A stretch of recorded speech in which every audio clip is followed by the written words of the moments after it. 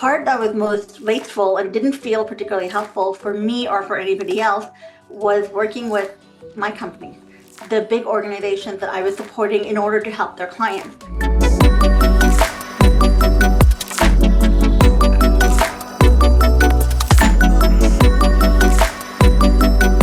Wow, it feels like it was so long ago, but ultimately I think it's still the same thing I do now, which is when I'm doing my work, and yes, because I'm a nerd who grew up with lean, I value stream map my work life.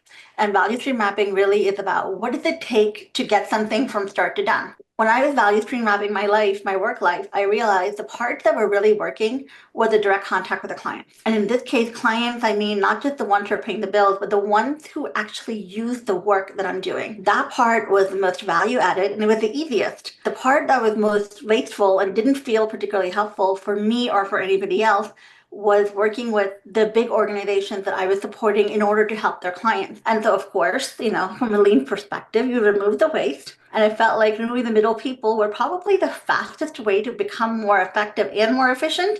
So I did. I started working for myself, which is why the name AgileXtended came about. And the name also was fairly easy because I was doing Agile coaching at that time, but always a different type of Agile coaching. Maybe because I already had lean as a background so strongly. For me, Agile fit into the context of what lean was already supposed to be doing. So system thinking, what's the problem you're trying to solve? And Agile became a way of doing that. So AgileXtended seemed pretty appropriate for what I was doing and how I was doing it.